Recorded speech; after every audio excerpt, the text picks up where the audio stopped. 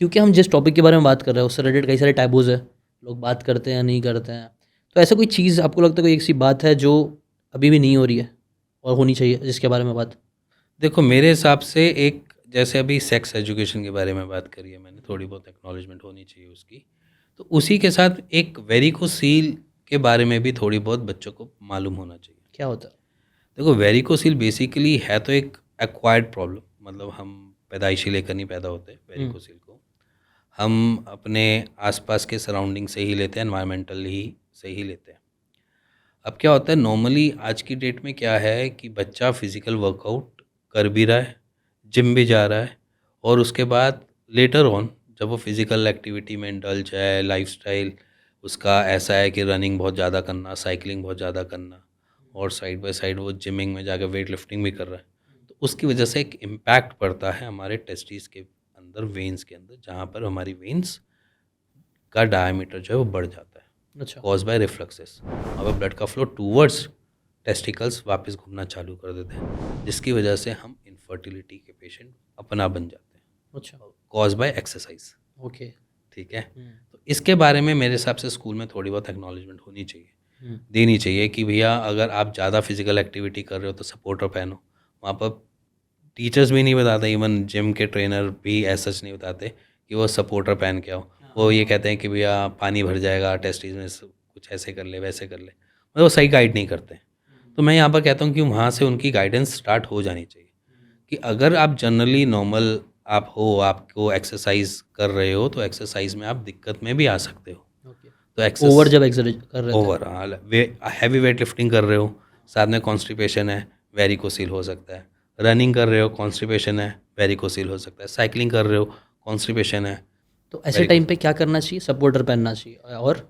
देखो basically supporter पहनना एक रिक्वायरमेंट है, किसी भी आप रनिंग करो, साइकिलिंग करो, कुछ भी करो, सपोर्टर पहनना ज़रूरी है। हुँ, फिजिकल एक्टिविटी के टाइम पे हमें अपने टेस्टिस को होल्ड करके रखना पड़ता है। ओके, होल्ड करना इसलिए नेसेसिटी है कि अगर वो ज़्यादा हैंग करेगा तो वो हमें ज़्यादा ट्रबल देगा।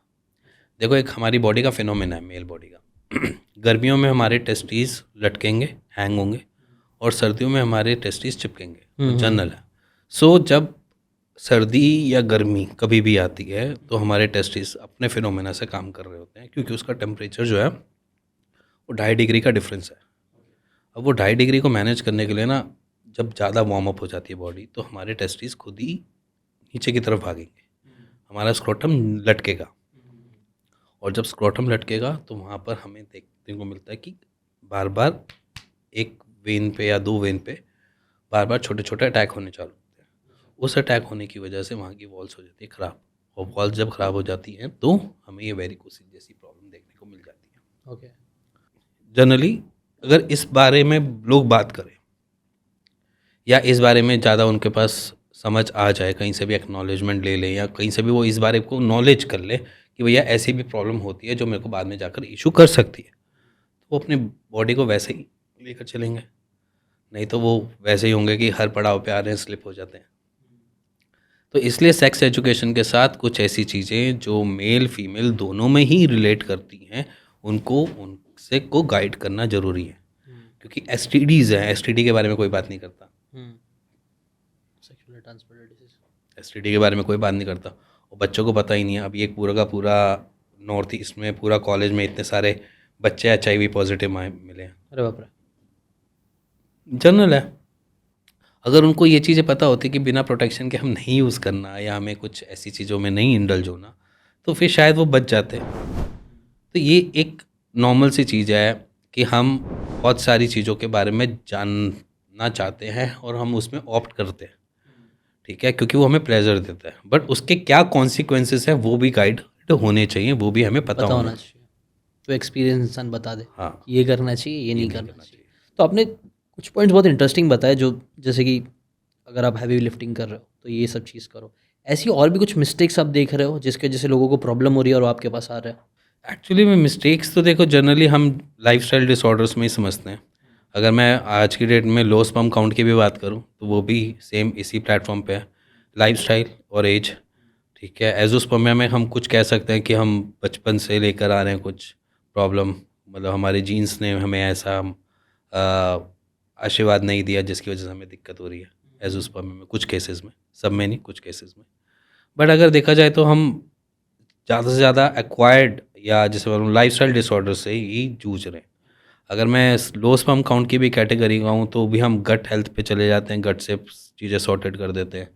वेरिकोसिल में भी हम अपनी ही लाइफस्टाइल ज़्यादा एक्सेसिव एक्सरसाइज की वजह से भी परेशान हो जाते हैं। तो मेरे हिसाब से पूरी लाइफ ना स्ट्रेस फ्री होनी चाहिए और सारी चीज़ें मज़े में होनी चाहिए, कोई भी बहुत ज़्यादा नहीं होनी चाहिए।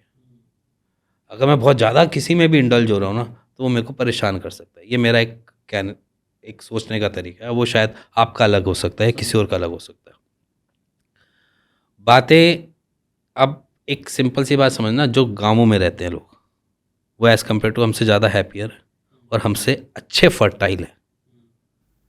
वो उसके पीछे रीज़न भी यही है, स्ट्रेस फ्री, मेंटल हेल्थ अच्छी है, मेंटल हेल्थ अच्छी है। दूसरा फिजिकल एक्टिविटी में भी थोड़े बहुत लगे रहते हैं, तो चलना फिरना लगा रहता है, सेडेंटरी लाइफ नहीं है। 50-60 की उम्र में भी वो बच्चा करने वाली एज पे होते हैं, राइट। जहाँ पर 30 साल के बाद भी हम भूल जाते हैं। ये फैक्ट है। राइट। आई थिंक ये तो मेजर प्रॉब्लम्स हो गई।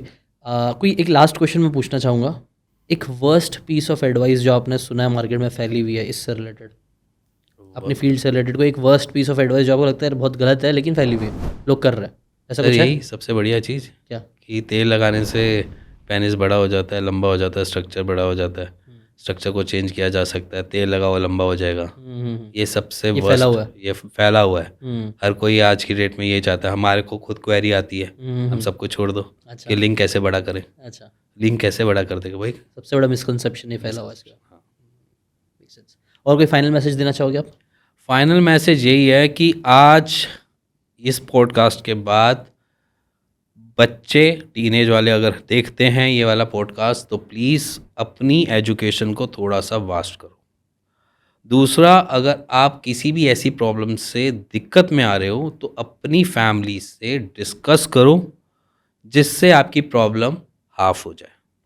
और अगर उनको कंफर्टेबल नहीं लग रहा वहाँ बात करें, हमसे करो।